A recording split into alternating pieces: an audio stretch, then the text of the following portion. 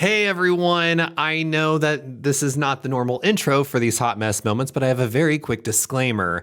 Beth and I recorded an in-person episode here in my office, but we didn't catch until about a third of the way through the episode that the audio was using the wrong microphone. So the audio quality for the first 20 minutes of the episode is pretty terrible. So I tried my best to salvage with what I could. We would have re-recorded it, but sadly, Beth is no longer here in Missouri, and I am currently editing this. So just bear with us. The first 20 minutes is pretty awful, but we do catch it a third of the way in. We also forgot to introduce ourselves. So my name is Dylan Zahner, also known as 8-Bit Dylan. My co-host is Beth Dixon, also known as Augusta Wind 11. This is Hot Mess Moments. You're about to see a recap / review of episodes 6 and 7 of The Nanny. Please sit back, relax. I know the audio quality is going to be so bad, but just bear with it because I promise you it is worth it. It's a silly episode. So enjoy. Hey! Hi. We are here and in person together for the special extra spooky, juicy episode of Hot Mess Moments. Oh, wait. That's what we're doing? Well, we're not. Wait, can we do Hot Mess Moments together? We've never been able to do that. Okay, ready? Right. 1, 2, 3. three. Hot Mess Moments. Oh, I wonder what that sounds like because I don't have headphones on. You know what it sounds like? What? A hot, sexy time. I hope no one is listening to this with their family. That's why this is an NSFW. Welcome to the NSFW version of Hot Mess Which Moments. is every version of Hot Yeah, Mess. it's so true. But welcome on in, everyone. We are here in person. Beth came and visited me here in Missouri. Yeah, it was an accident too. I went to LaGuardia just to see what was happening, and they just shoved me on a plane and said, "You're going to go to Missouri." Yeah, and so I picked her up from the gutter that she landed in, and here we are. And I was just having some fun with the clown down there, and he was like, "No, Beth, it's not really a clown. Get out." And I was like, "Meh," and then I left. Yeah, it all checks out. So Yep. we are making up for the fact that there wasn't a Nanny episode last week. So we're going to be covering 2 episodes of The Nanny today. We have, I think it's episode 5? No. Episode 6. Yes. Episode 6. And 7. Yeah, with the nanny napper and... Wait, no, 7 and 8. What? Because we covered that. No, this is... Oh, episode, sorry. So it is, Yes. so 6 and 7. 6 and 7. Yeah. So yes, season 2, episode 6 is the nanny napper, Yeah. and episode 7 is A Star is Unborn. Yeah, and before we actually get into like reviewing these episodes, just want to know, how was your trip so far? We did a lot this week. I'm leaving the room, and then I'll tell everybody how early it was. Okay. That's good. I can't hear it. I can just close my eyes. I Yeah. can't hear. Yeah, no. The trip has been awesome. Yeah. I got here on Thursday. We're recording this on Monday morning, which, by the way, Monday. Yeah, Monday morning. Yeah. Yeah, I can't talk because it's morning. I'm only halfway through my latte. Yeah. Not even half. But anyway, so I got here on Thursday, and we went apple picking and pumpkin patch It picking. was so cute. It was so cute. And then what did we do that night? That night, We played just Mansions of Madness. Yeah, we played Mansions of... no. Yeah. Wait. Did we? Yeah. Yeah, we did. We played Mansions of Madness, and then... No, we didn't. That was the night we watched Dragula on Thursday. And then Friday night, we played Mansions of Madness, because Nigel had to watch Critical Role. Friday night we went and saw Halloween Kills. That was Saturday night. No, it wasn't. Was it not? Saturday I know, Saturday was the drag show. Oh my God, we did so much this weekend. That's my whole point, is that Thursday night we literally watched Dragula and we played Mansions of Madness. Oh And my then God, we did a lot Friday, on Thursday. yeah, actually Friday morning during the day was when we watched Dragula. We didn't even watch it at night. Isn't that crazy? No. Then we went shopping all Oh my over the God. place. Yeah, then we went shopping all over the place. I want everyone to know that because of Missouri and my recent interest in Pokemon cards, I have spent a lot of money on Pokemon cards, and I've restarted a collection starting this weekend. Y'all, the amount of money she has put into Pokemon cards. Okay, it's only been $175-ish. Oh, only. Okay, but I got a lot of good ones. Can we talk about I manifested the shit out of something? You did. I was opening up my cards and I said, I just want you guys to know if I ever got a toga kiss, I'd cry.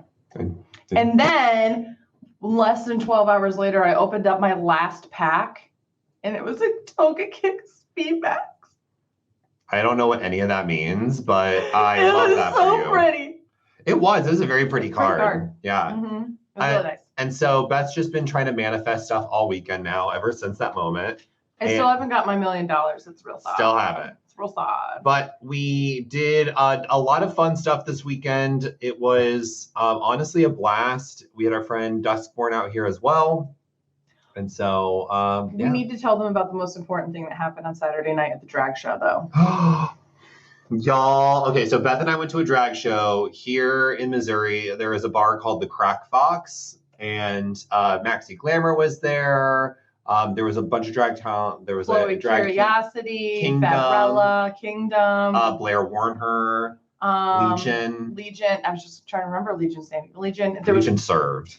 Oh, was there one more? No, I think that was it. Yeah. So we saw all this amazing drag talent that was in Missouri. And for those that don't know, Beth and I met each other through our love of Scary Movie 3. Yeah. And they could not have ended the night on a better note. There was a multi-drag performance of this very intro scene of Scary Movie 3. To preface, though, the whole theme of the show was like bimbo queens. Yeah, Night of the Living Bimbo. So what they did is at the very end, they did the opening scene that has Jenny McCarthy and Pamela Anderson. Yeah. Doing like the cow says blank, 3 letters. And she's like scratching her head with her toe. She's like, dude. They did that whole opening, and then one of the other drag queens played the little girl from The Ring, but / Scary Movie 3. Yeah. And just chased them around this bar. It was just so stupid, and it was so right up our alley. We were obnoxious. We were being so loud, and we're like, yes! Tipping them all the money. So that was our weekend, and it's the last night, Beth, or the last day, I should say, because Beth flies out today. I do. And we needed to record this. So we are up bright, shining in the morning, right before I have to get ready for work. And we're going to record some hot mess moments. So let's get into it because we have 2 episodes to cover today. And I say, this is no nonsense, Dylan. We're straight, we're not straight. We're not. I was just going to say we're going to be straight business, and I couldn't figure out the word business. And so I just said we're straight, and that's not accurate. It's not. All right, so we're going to get into The Nanny, Season 2, Episode 6 and 7, starting with The Nanny Napper. And then A Star is Unborn. She had style, she had flair. She was there. That's how she became the nanny. And there it is. So that was the quiet little tongue knock. Wait, oh my God, that was quiet too. Okay, wait. No.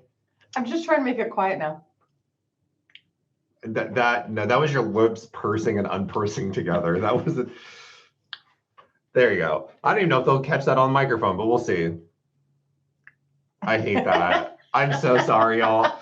But yes, Let's start with the Nanny Napper. Yeah, the Nanny Napper. Okay. I'm gonna go on record and say best episode of season 2 so far. 100%. The Nanny Napper. Nanny Napper, in my opinion, gets a 9 out of 10. Ooh. Thought it was very funny, very relevant in the sense that it took all of these characters that we know and love in The Nanny and put them in a funny situation, which is why I also liked in the first season the vacation episode. Schlepped away. Yeah, schlepped away, because it takes like all these established characters that we love, puts them into a situation they're not used to.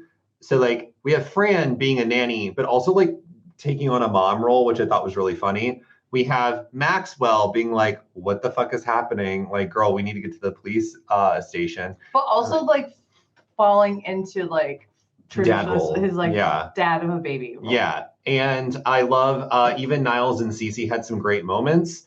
So yeah, Nanny Napper for sure, a 9 out of 10 for me. And then we'll get into the next episode after that. But yeah, there were so many great moments in this episode. I thought The storyline was great because it had a beginning, middle, and end. I really loved, I love the beginning subway scene. I don't know why. I just really love it when the Sheffield family is put into something that is traditionally New York. Yeah. And they're all like, oh my God. Dad never lets us ride the subway. And I'm like, yeah. For good reason. I mean, if you don't have to, you don't need to. Well, here's the other thing too. We're also talking about peak seedy 90s New York City, where like the subway really was like Gotham City. I mean, yeah. I mean, Mayor Giuliani really did clean up the city very, very well. Now he's a crazy man and awful in just like what the hell fucking happened to him.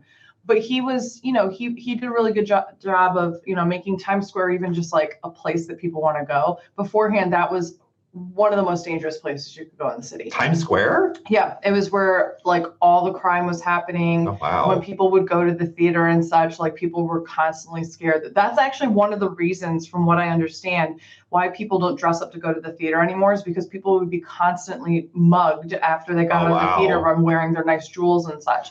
So it became a little bit out of fashion to dress up to go to the theater. Part of that had to do with like the seediness of Times Square. Interesting. I didn't know about that.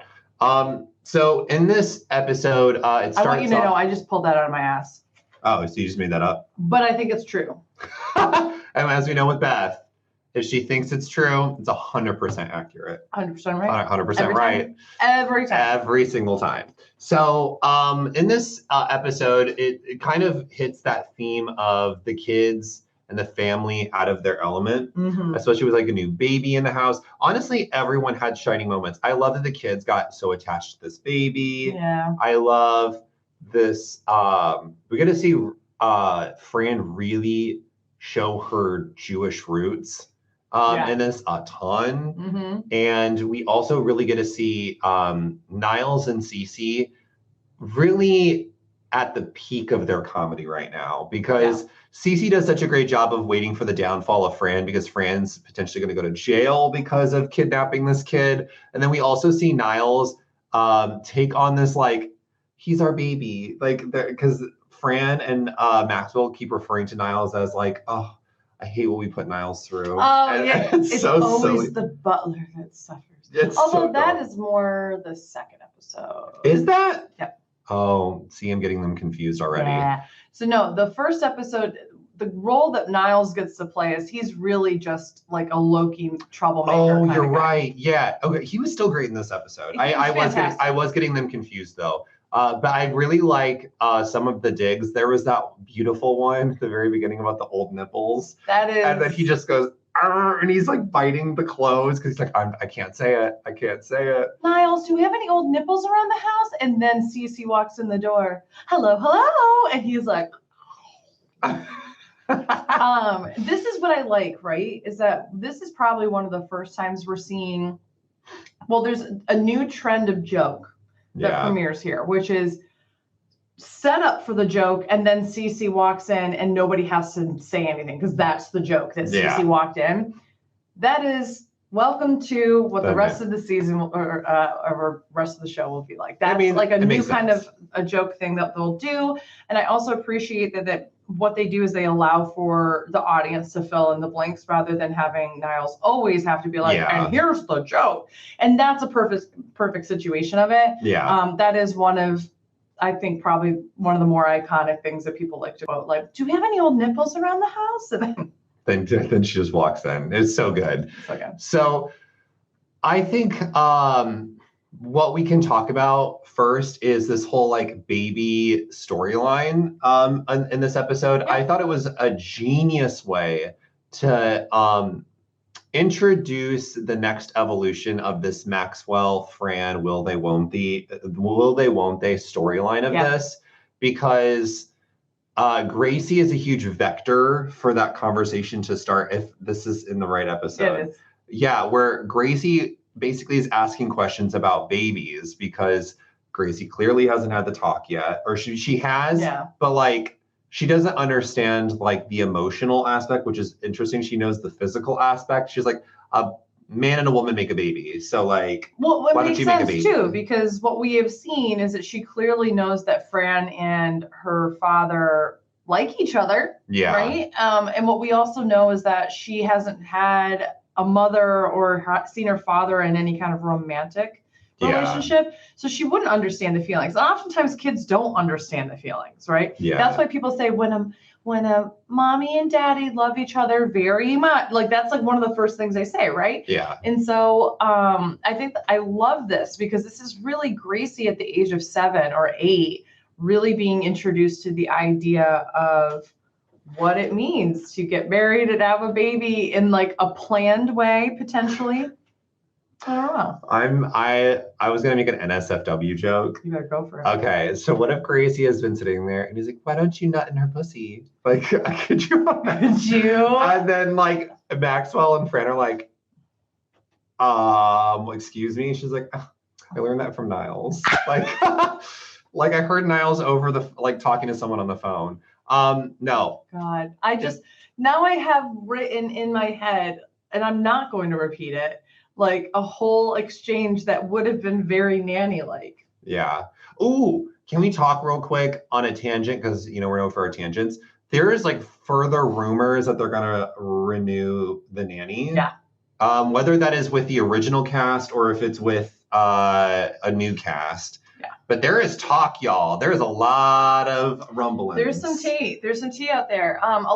There's been more and more interviews for a couple of reasons. Now that Fran Drescher has been the SAG president, nominated and elected as SAG president, she is getting a little bit more press every once in a while. Charles Shaughnessy has gotten a little bit of press just for random little projects or whatever. Yeah. And they're not like huge like network interviews or anything like that. They're just like, if you're obsessed, you're kind of following it along, right? Yeah. And both of them have said, well, first of all, right now, nobody is working on a pilot or any capacity to try to do a reboot. They're trying to figure out how they could. And without spoiling anything for Dylan, I think what they have said multiple times is that they would have to disregard a few seasons and kind of pick up more in the middle of the series rather than the end of the series. So if you know what I'm talking about, you know what I'm talking about. Okay. So there's that. But the other thing too is that they also are trying to figure out, like, it doesn't make sense to have Fran as the main character. Yeah, it'd be the kids or something. Or something like that. But, like, does it make sense that the kids would even, like, would one of those 3 kids become a nanny? Maybe. You know? So that'd be weird. That'd be very weird. So can I tell you what my thoughts are? Yeah. So I was thinking it should be, like, the next generation. So like the father figure is Brighton, or it's like Maggie or Gracie and they're like widowed or something and they have their kids and then they fall in love with their nanny or something like that. Which is a dude. 2021 people. Or a lesbian storyline. Yeah, why not? Give us like make Maggie make Gracie a raging lesbian. Wouldn't that be kind of cool though to have it like?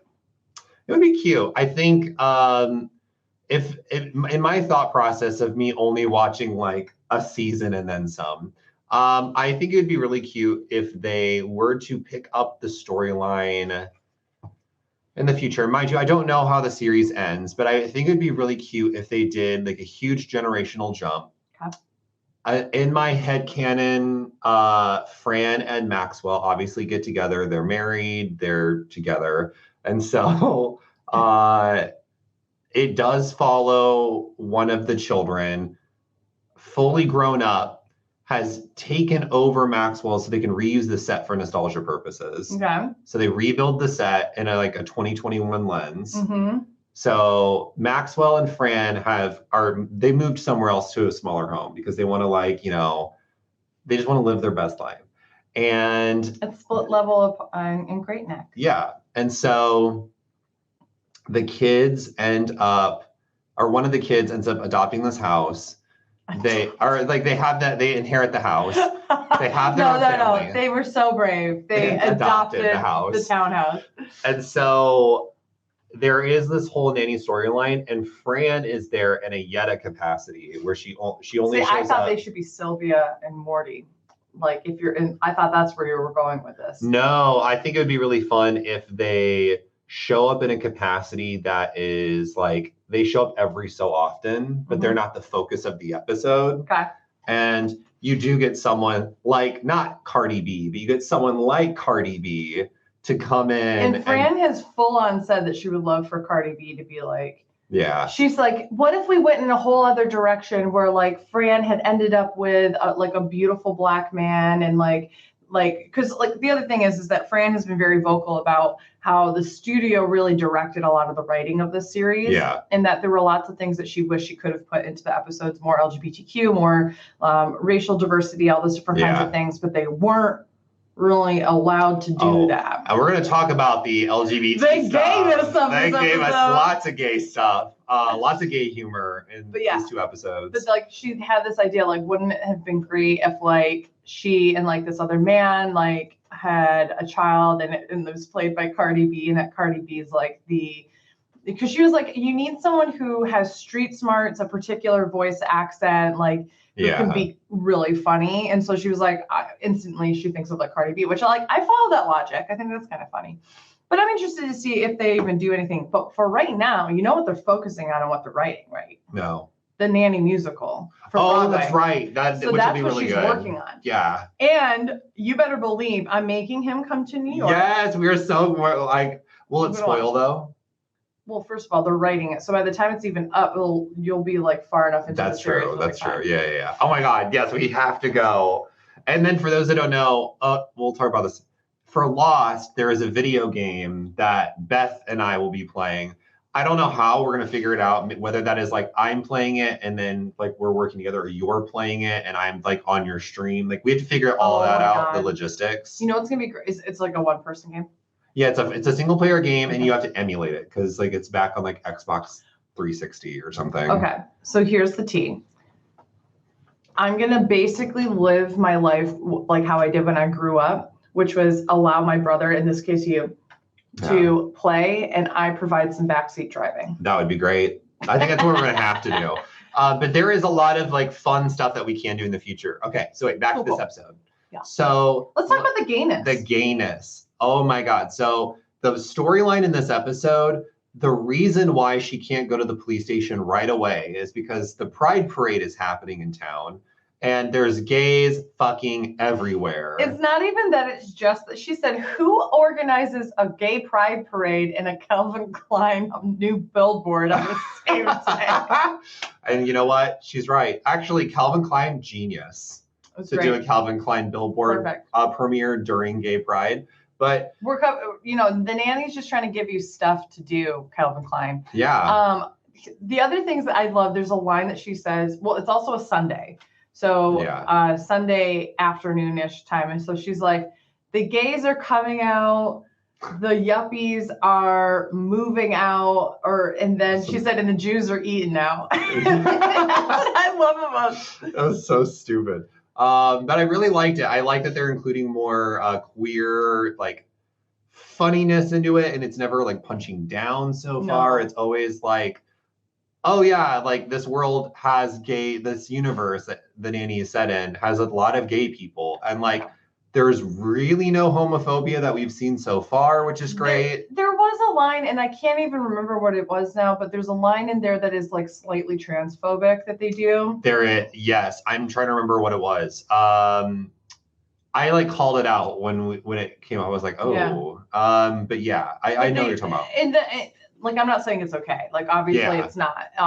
But it's also one of those things that, like, 1994, a little different time where, this is at a time where transgender was not really a term. It was like transsexual. Yeah. And it just was very differently understood. And it's not that that's like, okay. Yeah. But it's an acknowledgement of the journey and the growth that we've had to overcome in the past 30 years. Yeah. So it was really good. And I really loved I love the lines of like Niles not knowing the difference between a butler and a pool boy. That's my favorite. He's like, what's the difference between 30 years. And in your case, 30 years, old man. Yeah.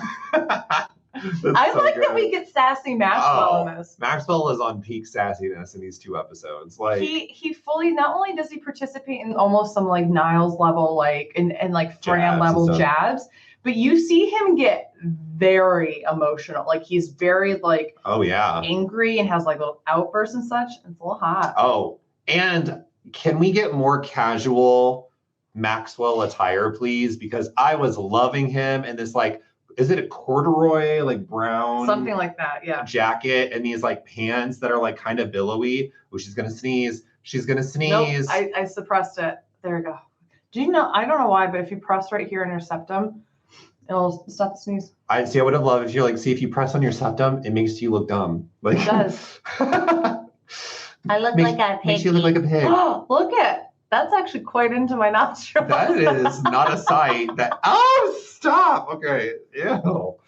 Halloween. For all those on video, I'm so sorry. But I'm not. This episode was really great. I'm trying to think of like any other. So just like the general story of this episode is that a woman gives Fran her baby. She has a whole bunch of other kids. She's holding some groceries.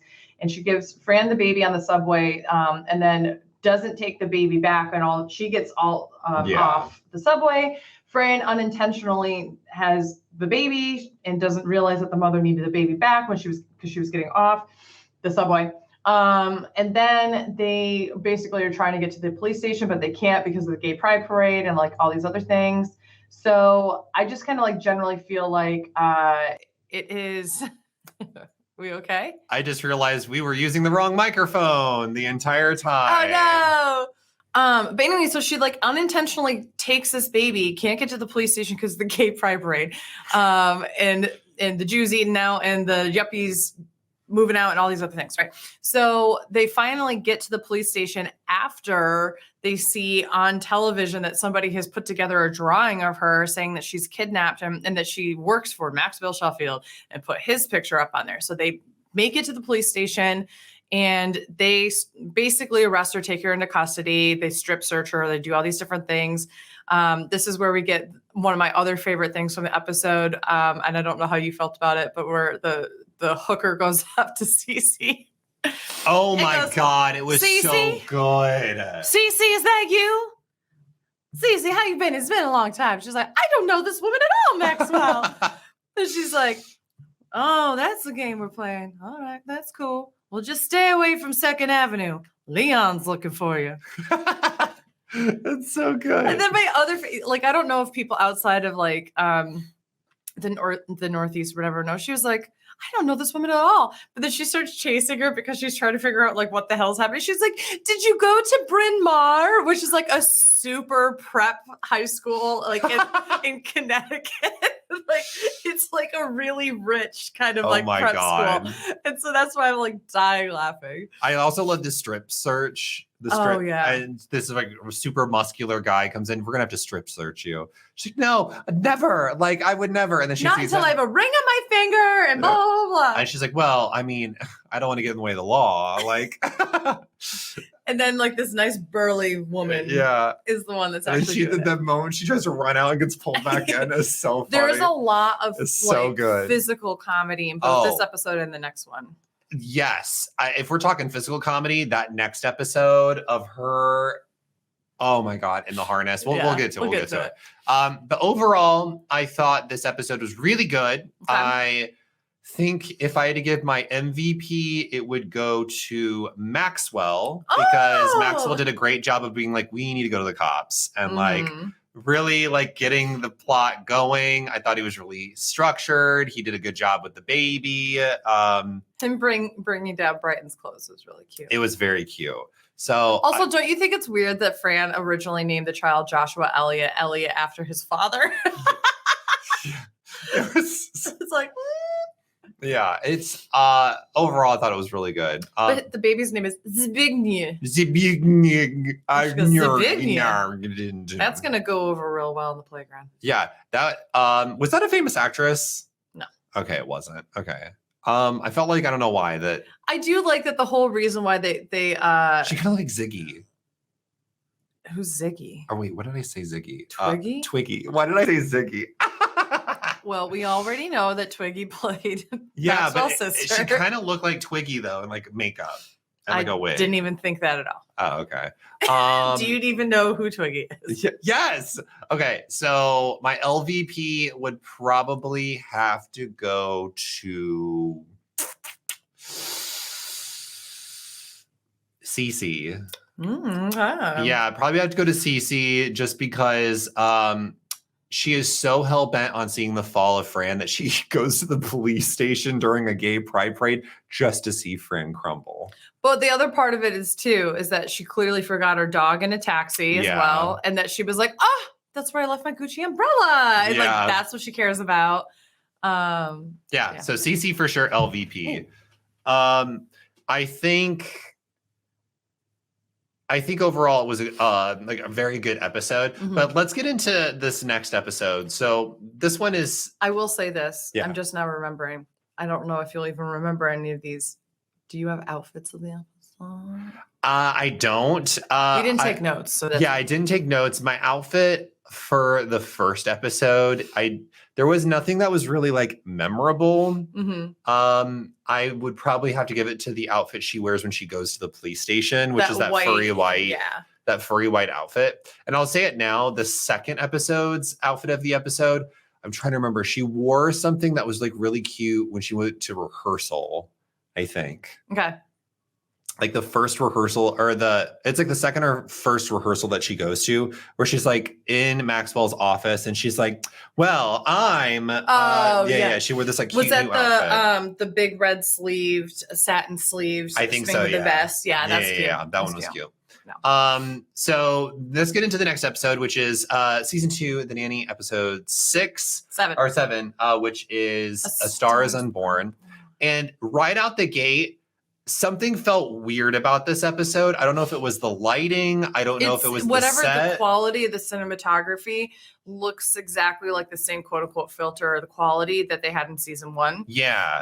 And so you know what? For all of this shit we were giving HBO Max, because for those who don't know, this episode shows up as episode 23 of season 1. Which doesn't exist. Which does not exist. I could tell that maybe what happened was someone didn't do the research and said, this looks like a season 1 episode. Let's put it in season 1. Because it really, like the quality difference between the episode 6 that we watched and episode 7 was pretty drastic. Yep. In terms of the filters and stuff. And I was telling Beth, I'm wondering if what happened, I heard your stomach growl. I didn't even growl it. It sounded like a puppy. I'm wondering if what happened is they filmed this episode during season 1, or maybe they filmed this before the start of season 2 to prepare themselves, and then put it into season 2 before they'd actually filmed the rest of season 2. Overall, though, this still felt like a season 2 episode. Yeah. The comedy is different. The kids are a little bit older than they were in season 1. If I had to rate this episode, I'd probably give it a 7 out of 10. I thought it had a lot of really funny moments. And again, it has like a beginning, middle, and end, which was really great. I think overall, though, I don't think I'm going to remember this one like at the end of the season. All you will remember from this is her acting as Juliet. Like there's really nothing else that sticks out about it. And the kiss. The kiss was very hot. There is a very sexy, sensual kiss between Maxwell and Fran. His hand. Oh. Yeah, he just makes out with his hand. Yeah, I really loved everything about that specific section of this episode. I think overall, some of the side characters don't have like great moments. Like the kids, they don't really shine in this episode like they did in the last episode. And Niles is really funny. Cece, she's kind of there. She doesn't really have anything like too spicy to play around with, but I do love, though, with Cece, she has this moment of like, kind of, she's a villain, but she's like also like, Maxwell, you're not stupid, right? Like, I know what's happening here. Like, the play is meant to fail. Like, that's the whole purpose of Fran getting asked for this. Well, she finds out that that's the reason. She finds out, and then Maxwell has this like weird villain moment where he's just like, hoping to see her fail for like a second.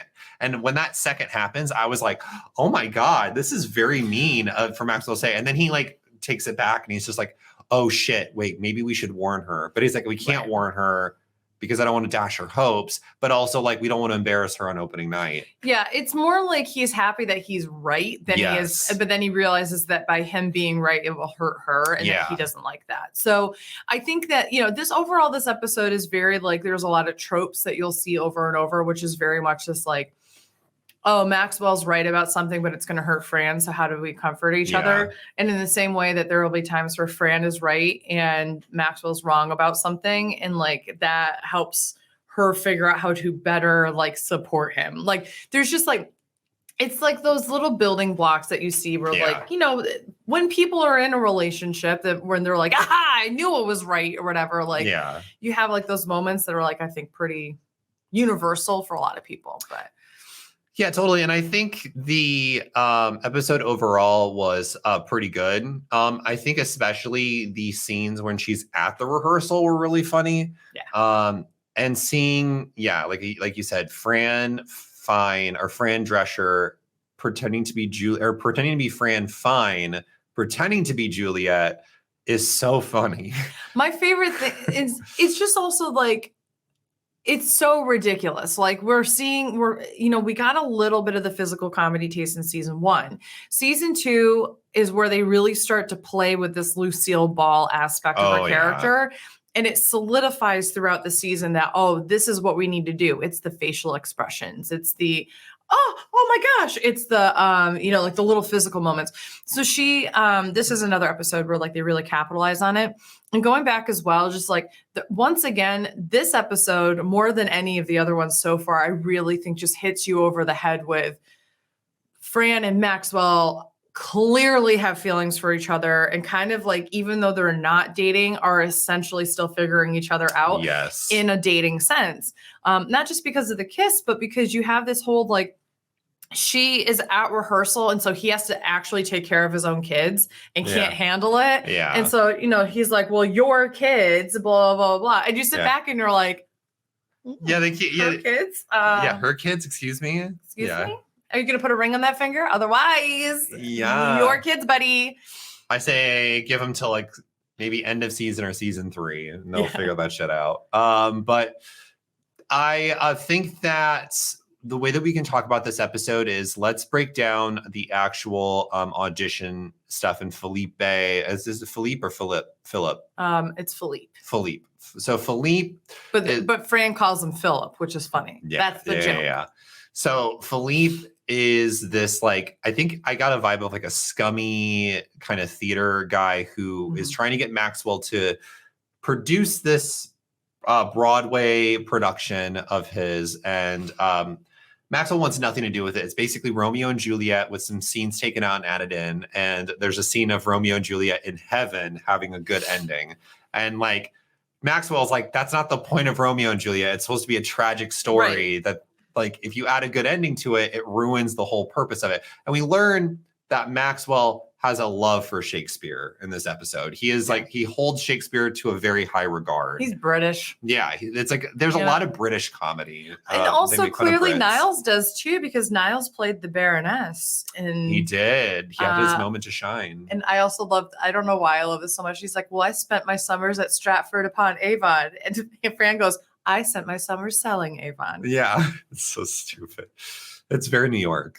Well, she doesn't know what Stratford upon Avon is. Yeah. So I just think it's really funny. And so then Fran comes down the stairs after this like really dumb plot. It has its funny moments with Maggie wanting to go to the Hamptons for the weekend. And Maxwell's totally in the right here. He's like, girl, you're 14 years old. You're not going by yourself to the Hamptons for the weekend. Yeah. Like, chill out, girl. With no supervision, by the way. No supervision, 14 years old. Like all rich kids, like out in the Hamptons. So they're just gonna do some blow and drink a lot. Like, yeah. It's no 15-year-old should be going there. Yeah. So then she comes down the stairs and Philippe is like, oh my God, I found my star. Because he's like describing Fran, the perfect person that I need for this. So Fran seems very excited to have a life outside of being a nanny for this family. And what I thought was interesting is that Fran has this like weird, is it a dichotomy, I guess, with Maxwell, or Maxwell's like a little too controlling about what she does, but also Fran, I think, really enjoys being a nanny. She enjoys being at the house. She enjoys doing all these things. So she's like faking that she really wants to be in this musical, even though like, I don't know if she really does, because by the end of the episode, like she so willingly gives it up. She's like, yeah, it's no big deal for me. I think that she cares more about being right. Yeah. Once again. Yeah. This is really about the two of them trying to be They're both right. narcissists. Yeah. Yeah. That's it. And so that's the end of the episode. No, but I think like that's where a lot of like good comedy shows pull their comedy from, is when you make all of your main characters narcissists. That's why It's Always Sunny in Philadelphia is still going on the air, because all of the main characters have narcissism. So they're just like so bad and so good. Oh, talk about a show that does not age well. I am going to be starting a rewatch of It's Always Sunny, because I stopped like, I want to say season 4 or 5. Okay. And they're all like 18th season or some shit. It's like insane how many years it's been on the air. And so we're going to start watching the Lost on Hulu, because I think it's on Hulu. Yeah. And so we're going to have to get like an account for Hulu, which means I can watch the show. And I'm curious, because I always talk about things that don't age well in The Nanny, but like, I can't wait to watch a show that really isn't going to age well, which is It's Always Sunny in Philadelphia. Yeah, I love that show. My favorite episode of all time is the intervention episode, where they have to give Frank an intervention, and it is the best thing of all time. Oh, is it when they tell him he's gay? Or no, I don't know any of the characters' names. It's been so long. No. Who's the one that's like clearly gay? Mac, that's who I'm thinking of. Yeah, no, this is Frank. So this is Danny DeVito's character. They give him an intervention because they feel like he's just drinking and doing drugs a little too much. And so all of the other narcissists are trying to figure out, how do we give him an intervention? They're like, but they also make it about us. What they basically do is like, they hold it at the bar. And like, oh yeah, I remember this episode. And one of my favorite lines of all time comes from this, is where they asked like a therapist, a conflict mediator, to come in and help them. And then she was like, well, first I wouldn't have it at a bar. And they're like, you don't know what you're talking about. So then they like get up and leave. And so they invite her to come down to the bar, and they're all drunk. It's so funny. And she comes in, she's like, and they told her ahead of time, like, hey, when you come, you might want to, bring a gun, because he's going to have one. Yeah. And she's like, what are you talking about? And he comes in, he goes, where's the fire? And so he shoots the gun around. And they're like, we told you there'd be a gun. We brought him down under false pretenses that there was a fire. And so she's like, and then Dee's like, oh, you're probably thinking we probably shouldn't have brought him down under a fire. And she's like, yeah. But my favorite thing ever is that they kind of resolve everything. The therapist doesn't do anything. And they're like, you didn't really do anything, so we're not going to pay you. Would you like some wine in a can? And then she's like, no. And they're like, oh, okay. And they're all kind of like going like, oh, all right, well, get out of here or whatever. Yeah. And my favorite line of that is Dee's brother, Dennis. Dennis goes, all right, well, take your shoulder padded jacket and get the fuck out. The amount of times in my life I've said, take your shoulder padded jacket and get the fuck out. So good. I love that. Yeah. Okay. Always Sunny. If you've never seen it, go check it out. Do it. It's on Hulu. But with this episode, there is a scene that I want to talk about, which you pointed out I thought was really funny, is there's this actor who is playing Romeo, who is actually the husband or ex-husband of Fran Drescher. Co-creator of the show. Yes. And who is also a gay man now, who has since come out, but in this episode plays a gay man who is an actor, which I thought was really funny. It's so good. And it's so funny too. I love when shows do this, because like they do this a lot with Fran Drescher, where like members of her family are in the episode, or someone who is important to her in her life shows up in like an episode or two. So it was really cool to see like the literal creator of The Nanny making fun of the fact that Fran fucked her way into potentially getting a show, even though we know that's not the case. But that's like the joke here is that like, oh, she's sleeping with Maxwell now. What? She's gonna get a sitcom now? Yeah, it's so good.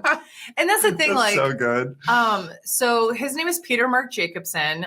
He and Fran were high school sweethearts, had been married for a long time, hadn't dated anybody else, were also partners in entertainment, and they were the ones that together said the only way that Fran is ever going to have like a leading role is if we create the role for her, because she's always just going to play a niche character and we want to create something around her.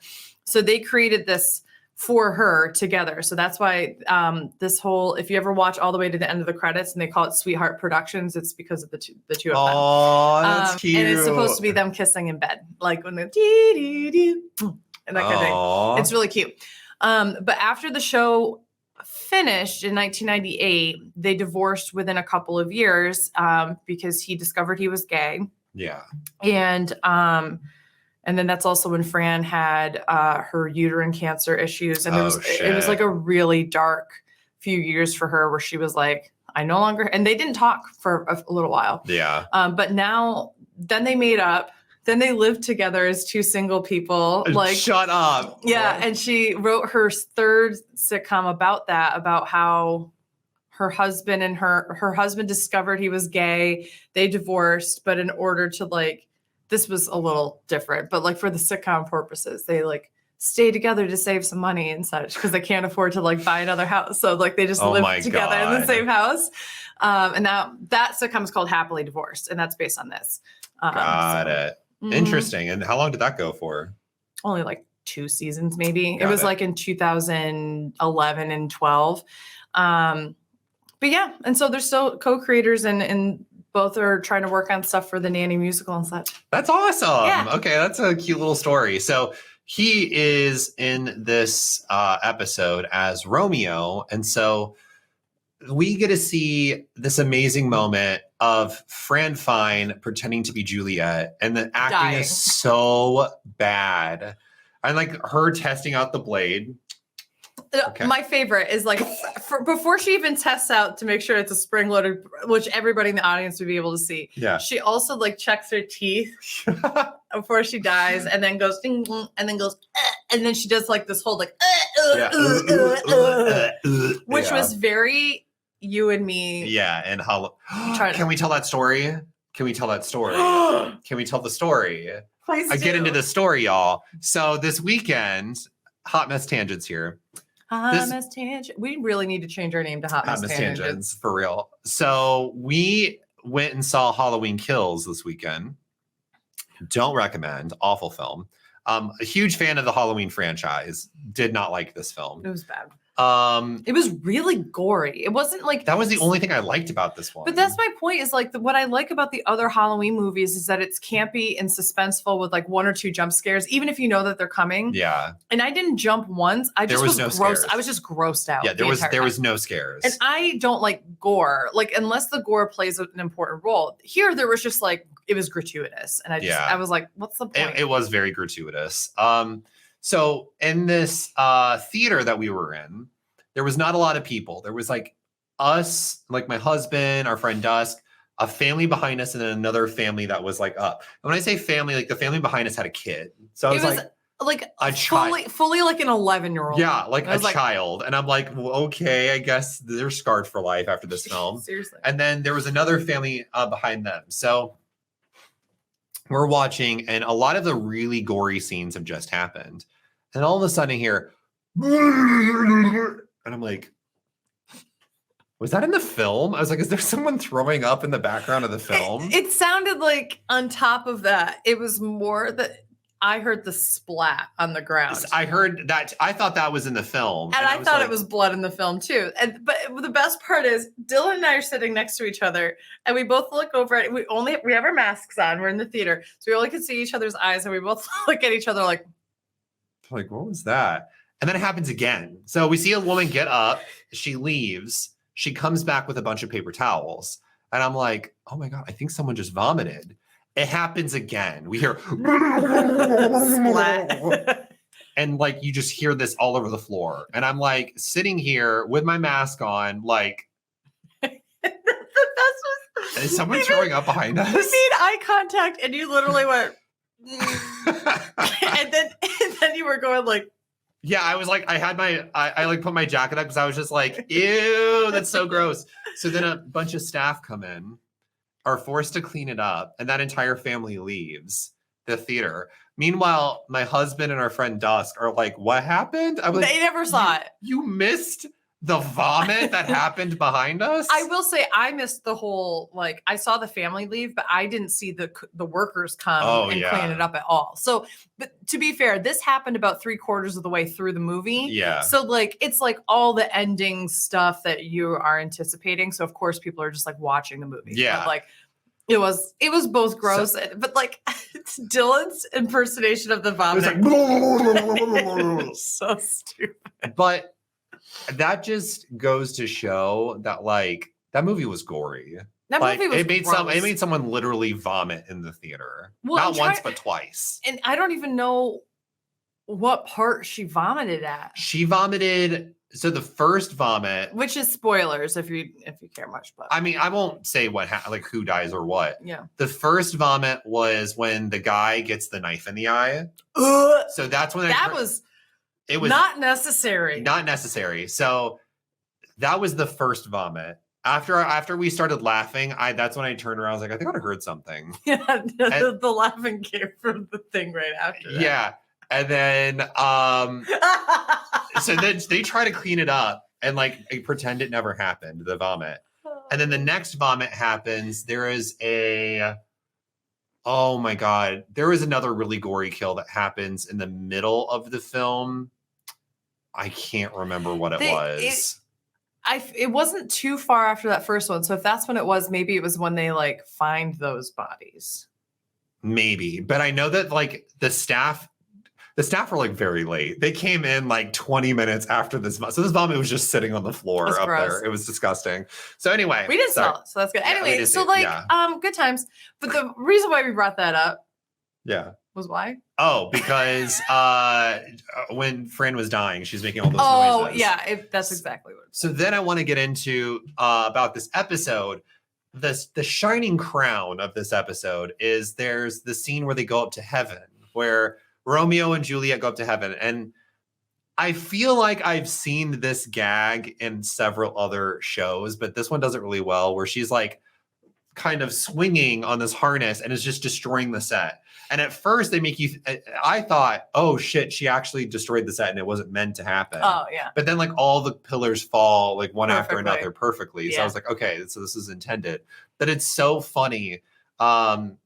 And I got a little scared because I thought the actor behind her was going to die because he wasn't moving the entire time. And she makes this remark and she looks up and she's like, oh. And I was like, oh my God, are they going to say like he got hung or something by like the harness? That's her husband. Yeah, I know. And then his legs move. And I was like, oh, thank God. She goes, they're not gonna go that whoa, route." Romeo has a massive wedgie. And then he like, Yeah, and then he moves. But he had the entire time motionless. And I was Yeah. like, oh my God, he's dead. And like that's gonna be the joke, is like they had to cancel the production because of this. And so that's where I thought they were gonna go. Wow. And so that's not what happens. Maxwell shows up. All the actors are freaking out because they're like, oh, Maxwell Sheffield. A producer. Let's like Yeah. it up. Yeah. And Fran and Maxwell have this conversation, and Fran decides to leave the production. Yep. And so we get the best ending possible here. But overall, I don't think anyone learned a lesson. She doesn't learn anything, but he gets off scot-free because he doesn't have to tell her anything. Yeah. So if anything, nothing is learned in this episode. No. And not everything has to Yeah. be learned in every episode, but it's just like this is just circumstantial. Yeah.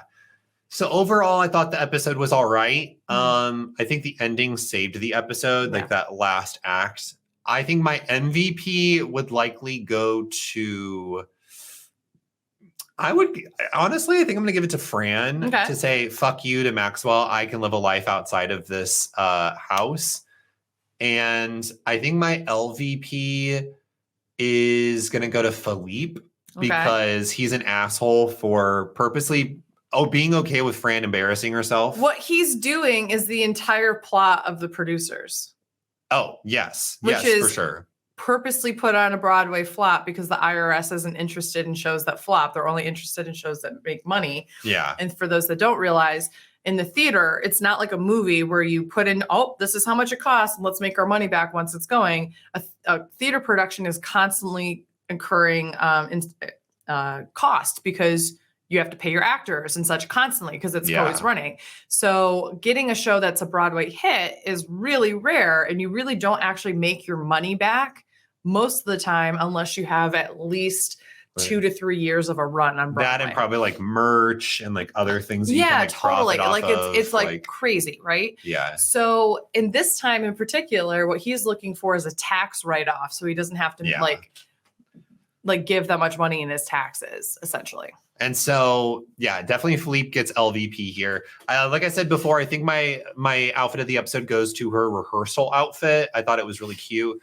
But definitely overall, 2 solid episodes in season 2 here. It makes me excited to see that they are not just hitting the whole, Fran is like, will they, won't they? It's like there's a little bit more meat to that bone. Yeah. In these 2 episodes. So I enjoyed it. But thank you all. I'm gonna tell you what the next episode is. I believe it's Pinsky Business, but I could there's the sneak. And thank you all so much for if you made it this far into the episode. We are gonna put a disclaimer at the beginning of it, but the audio quality may be not as good at the beginning of the episode because I was using my webcam mic instead of this fancy little microphone. So I do apologize if you've made it this far. We love you. Yes. Thank you. So the next episode is Pishky Business. Pishky Business. Which is obviously a take on risky business. Yeah.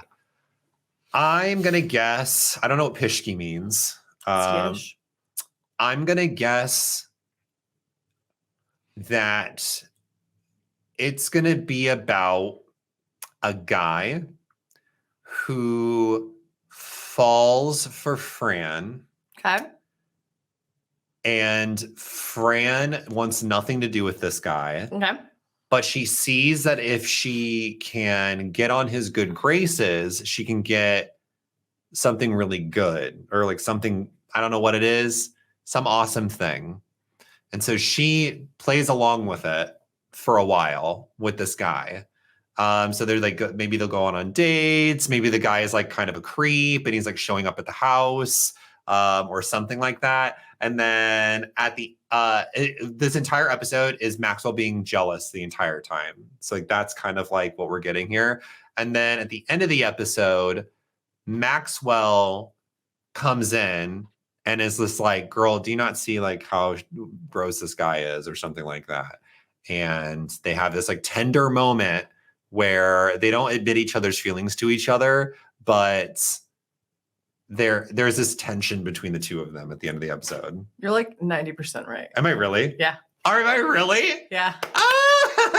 You're just fucking with me. I'm not fucking with you. Oh shit. There's a lot there that's right. And the context and such will obviously be different, but Yeah. I'm like actually like, Well, I was just thinking because if it's like risky business, like I'm assuming that's like maybe what they're kind of going for. Yeah. Oh, now I'm excited to watch this episode. I like this episode a lot. Okay. I will say it's very CC oriented though. Ooh, okay. Which Now I'm you're even gonna more. love. I'm even more excited now. And there is a guest star who plays a significant role, which is Wallace Shawn. I don't know who that is. You'll know him when you see him. Okay. He's just one of those. He in The Princess Bride, he plays the inconceivable. I've never seen Princess Bride. I've seen GIFs and like memes of Princess Bride. I've never actually seen the film. It is so good. And remind me, A Princess Bride is a parody film of like films like Zorro and stuff like that, right? Somewhat. It's based off the book, The Princess Bride, Oh, which is okay. based off somewhat of like the Zorro kind of like books and Okay. such. Yeah, but it's a real. I had to read the book in 8th grade, and then we got to watch the movie in class or whatever. Yeah. It is in the movie is almost exactly the book, which is one of those reasons why it's so Oh. iconic. Is like people are like, wow, they did a really good job. Mandy Patinkin looking all hot as Inigo Montoya, like there's some good shit in there. Oh, okay. So I'm very excited for this. Oh, and who's the giant? Andre the Giant's in it. Oh, okay, yeah. R.I.P. Andre the Yeah, Giant. and Billy Crystal. Yeah. Like there's some just it's so good, Dylan. It's Okay. so good. I'll check out The Princess It's- Bride at some point. It's just so good. Maybe I have seen it. I think Marriage. I might have seen it years ago. It's just funny. Like if you like and enjoy like Monty Python and the Holy Grail, Yeah, or like you'll love this. Airplane and stuff It's- like that. Yeah, it's not quite to the ridiculousness of Airplane or Monty Python. Yeah. But in terms of like, it has a little bit more meat on the story, if that makes sense. But it is funny. Okay, cool. So let's make a rain check. Let's do that next week. Okay. I'll book you in because I'm so busy. Pencil me. Yeah, pencil me in. Hopefully you all enjoyed this episode of Hot Mess Moments. Yeah. Hopefully the audio is good. Again, I've never done a 2-person situation with this type of microphone, so who knows what you're gonna get. But Yeah. thank you all so much for putting up with us. And we will be back on Thursday with a Lost episode, but it won't be in person. It won't be. So in that episode, we will be covering Lost Season 2, Episode 7, which is The other 48 days. The Other 48 Days, which is a really good episode. So we will see you on Thursday. Thank you all so much for tuning in. Make sure to leave a 5-star review. Check us out. We never introduced ourselves, but my name is Dylan, also known as 8-Bit Dylan. And I'm Beth, also known as AugustaWin11. Please follow both of us on Twitter at these handles right here in the corner if you're watching 8-Bit Dylan and AugustaWin11. You can also follow our Hot Mess Moments account where you'll get updates as to when our episodes are live, and also just some weird, stupid moments in between. Yeah. And yeah, if you have anything to say about the nanny in particular, feel free to tweet at me, and anything about Lost, tweet at Dylan. Yeah. It's gonna be amazing. We will see you on Thursday. And until then.